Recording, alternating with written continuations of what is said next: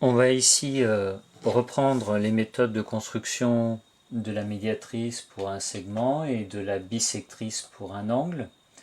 Donc la médiatrice, à savoir par cœur, c'est donc une droite perpendiculaire qui passe par le milieu d'un segment. Je vais commencer par me tracer un segment.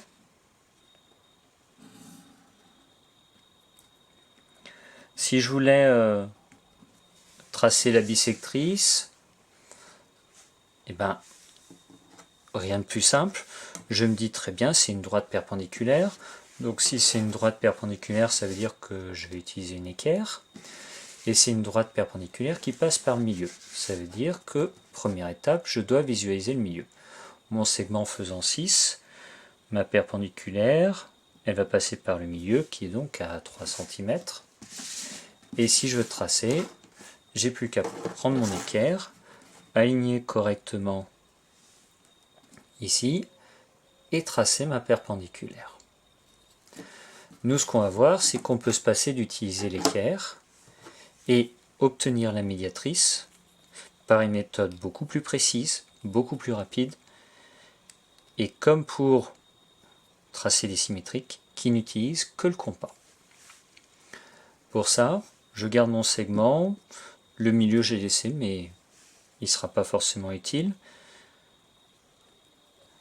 Je prends mon compas, je vais piquer sur la première extrémité de mon segment et puis ensuite sur la deuxième extrémité. Je prends un écartement de compas, ni trop grand ni trop petit. Le conseil tout simple, c'est que mon écartement doit forcément dépasser la moitié de mon segment. Donc je dois forcément dépasser le milieu. Et je vais éviter de me rapprocher trop près de l'autre extrémité parce que sinon je vais avoir des croisements qui sont très éloignés et ma figure va prendre beaucoup de place. Dans l'idéal, je vous conseille à peu près de vous placer aux 3/4, c'est-à-dire la moitié plus une moitié de la moitié restante, les 3/4. Une fois que j'ai pris mon écartement, je pique donc sur une des extrémités. Je vais faire un arc de cercle au-dessus, un arc de cercle en dessous. En clair, de chaque côté de mon segment. Je garde le même écartement. Je viens piquer sur l'autre extrémité, arc de cercle d'un côté, arc de cercle de l'autre côté. J'obtiens donc deux intersections avec mes arcs de cercle. J'ai plus qu'à prendre ma règle et quand je vais relier ces deux intersections, j'obtiendrai la médiatrice. Si c'est bien fait, si je ne me suis pas trompé, on va forcément passer par le milieu et normalement on aura un bel angle droit visuellement.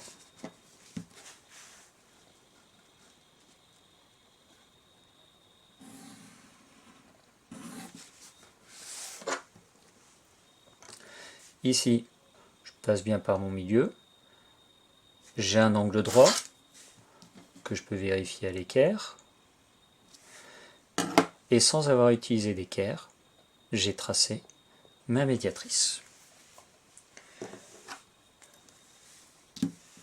Dans cet objectif, on parle aussi de la bissectrice d'un angle. Donc la bissectrice d'un angle, c'est son axe de symétrie, c'est-à-dire qu'en clair, c'est une droite qui va couper mon angle en deux angles de même mesure. Donc,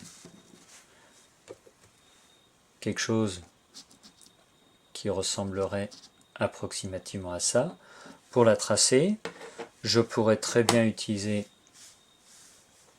mon rapporteur, mesurer mon angle, couper cette mesure en deux et tracer un nouvel angle à l'intérieur. On va simplifier les choses et n'utiliser que le compas, encore une fois.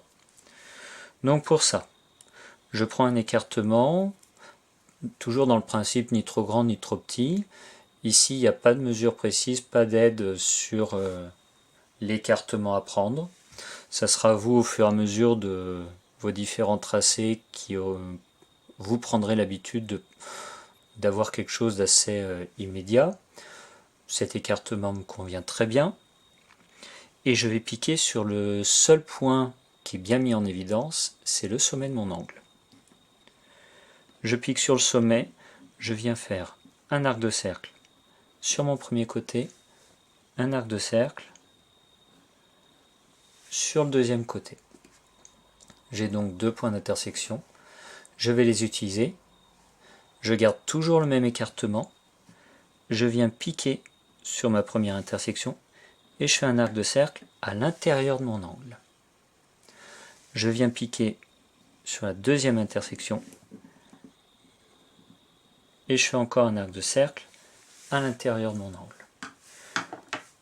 Je n'ai plus qu'à prendre ma règle et relier mon point d'intersection ici avec le sommet de l'angle. J'ai tracé la bisectrice.